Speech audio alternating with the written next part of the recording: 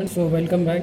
So this is second video of civics chapter 4th, the United Nations, and our topic is economic and social council म्हणजे आर्थिक व सामाजिक परिषद. So the main objective of this organization is to coordinate the economic and social policies of the United Nations. The council has 54 members. They are selected by the General Assembly. Each member has a tenure of 3 years, and each year one third of the members are newly chosen. Decisions are taken by majority vote. म्हणजे काय तर संयुक्त राष्ट्रांच्या आर्थिक आणि सामाजिक धोरणांमध्ये समन्वय साधणे. आर्थिक आणि सामाजिक धोरण ओके म्हणजे पॉलिसीज. तर याच्यात समन्वय साधणे, कोऑपरेशन घडवून आणणे हे या परिषदेचे मुख्य उद्दिष्ट आहे. So yes, both are important, economical as well as social. So या परिषदेत एकूण 54 सदस्य असतात. त्यांची निवड आम सभा करते. प्रत्येक सभासदाचा कार्यकाल 3 वर्षांचा असतो व दरवर्षी 1/3 सभासद नव्याने निवडले जातात.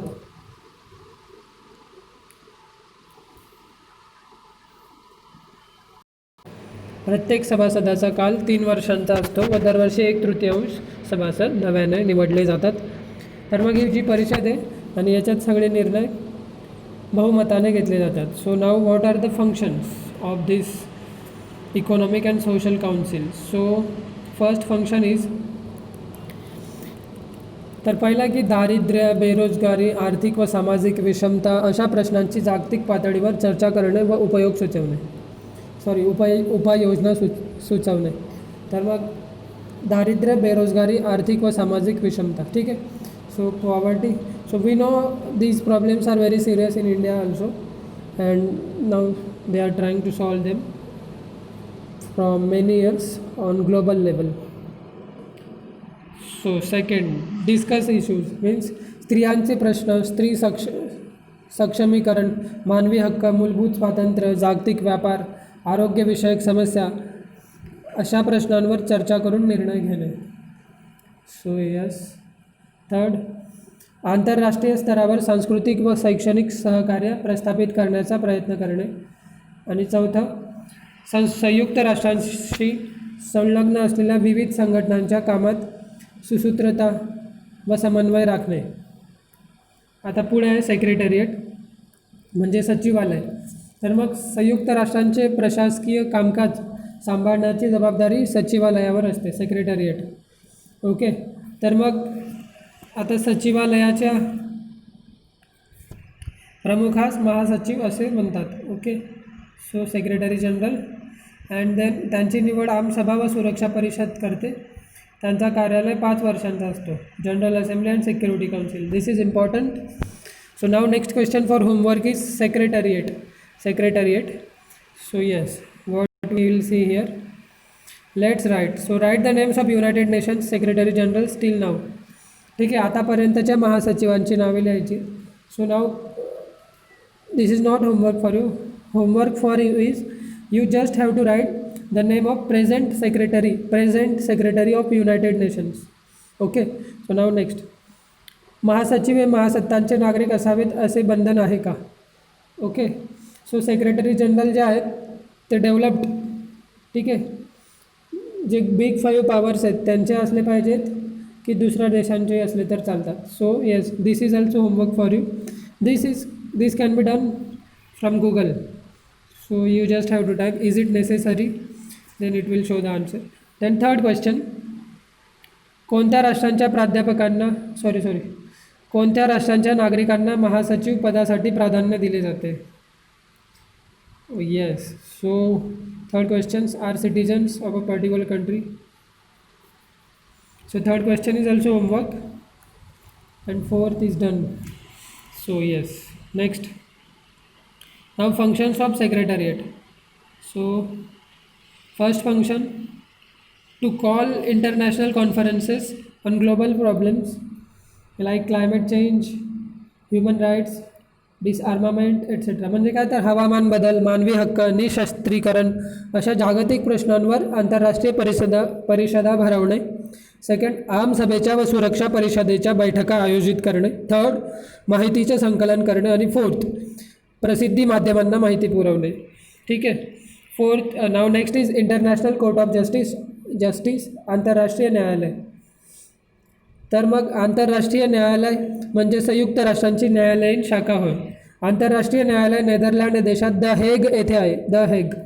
ओके. सो न्यायालयात एकूण 15 न्यायाधीश असतात. त्यांची निवड आमसभा आणि सुरक्षा परिषद करते. प्रत्येक न्यायाधीशाचा कार्यकाळ 9 वर्ष असतात. So yes, functions now. So 3 functions. संयुक्त राष्ट्रांचा सदस्य देश असलेल्या 2 किंवा अधिक राष्ट्रांमधील तंटे सोडवणे. म्हणजे जे देश युनायटेड नेशन्सचे मेंबर आहेत त्यांच्यात जर समजा ते दोघांमध्ये किंवा जास्त देशांमध्ये काही कॉन्फ्लिक्ट्स असतील, so to solve those conflicts like just we have India and Pakistan. So आंतरराष्ट्रीय कायद्यांचा योग्य अर्थ लावणे. सेकंड इज आंतरराष्ट्रीय कायद्यांचा योग्य अर्थ लावणे, to interpret them authentically. Third, to advise the various organs or subsidiary bodies of the United Nations about legal issues. म्हणजे काय तर संयुक्त राष्ट्रांच्या विविध शाखा संस्थांना संबंधित प्रश्नांवर सल्ला देणे. Okay. Yes. So now next question for homework is right a short note on international court of justice and right it's functions. So now next, international criminal court ICC. Okay. So आंतरराष्ट्रीय गुन्हेगारी न्यायालय. तर मग याच्यात आंतरराष्ट्रीय गुन्हेगारी न्यायालय ही एक आंतरशासकीय संघटना आणि एक आंतरराष्ट्रीय न्यायाधिकरण असून त्याचे मुख्यालय नेदरलँड या देशात द हेग येथे आहे. वंशसंहार, युद्धकालीन गुन्हे आणि मानवतावादाविरुद्ध गुन्हे या प्रकारच्या आंतरराष्ट्रीय समुदायासाठी चिंतेची बाब ठरणाऱ्या गंभीर गुन्ह्यात समाविष्ट असलेल्या व्यक्तींवरील आरोपांचा तपास करणे आणि त्यांच्यावरील खटला चालवण्याचे काम हे न्यायालय करते. So now next question for homework is, you must be knowing or you must have heard this name, Kulbhushan Jadhav. Okay. So now Kulbhushan Jadhav's case is been fought in ICJ, means International Court of Justice or ICC. Okay. Just you have to write name. म्हणजे कुलभूषण जाधवांची जी केस आहे ती आपण ICJ मध्ये लढतोय की ICC मध्ये लढतोय. ठीक आहे, तेवढंच तुम्हाला लिहायचं आहे. सो द ट्रस्टीशिप काउन्सिल म्हणजे विश्वस्त मंडळ.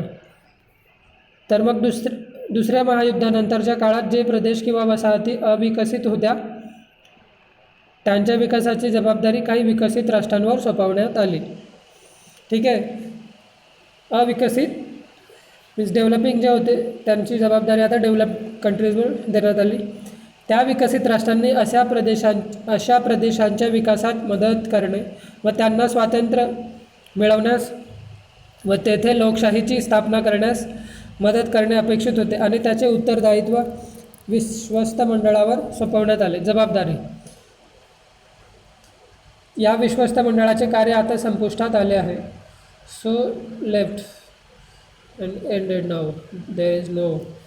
So the work of the trusteeship council ended when Palau got independence on 1 November 1994.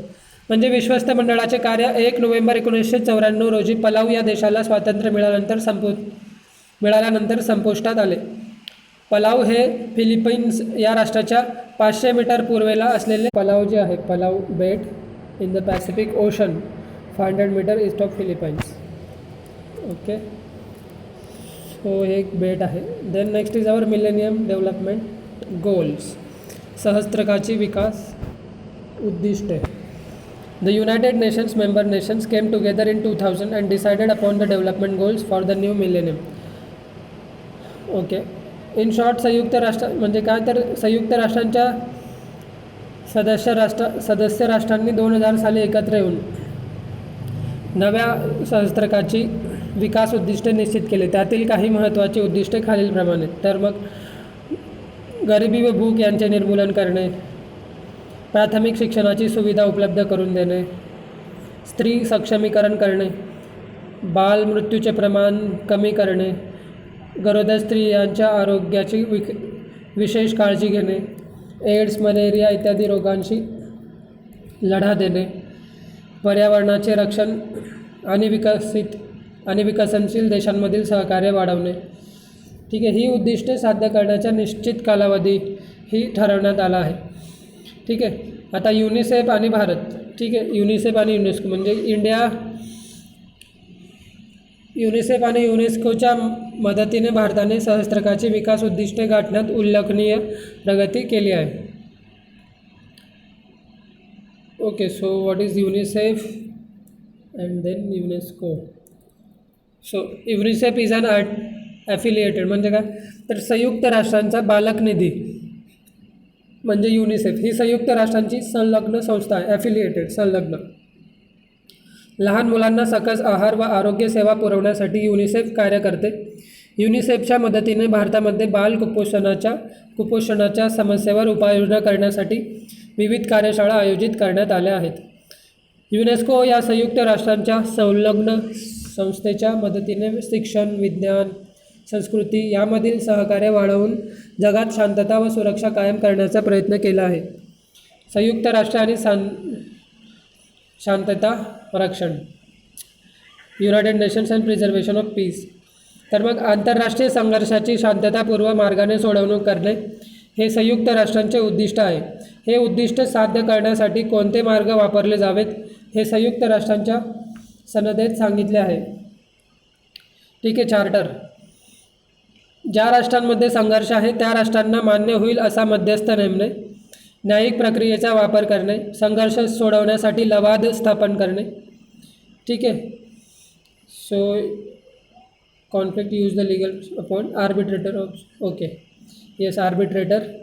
गरज पडल्यास सैन्य बळाचा वापर करणे व परत संघर्ष होणार नाही याची काळजी घेणे इत्यादी मार्गांचा यामध्ये समावेश आहे. आधुनिक काळात दहशतवाद, वांशिक व धार्मिक संघर्ष यामुळे मानवी सुरक्षेला सुरक्षतेला धोका निर्माण झाला आहे. ठीक आहे, तर मग अशा वेळेस त्यामुळे संयुक्त राष्ट्रांच्या शांतता रक्षणाच्या कार्याला महत्त्व प्राप्त झाले आहे.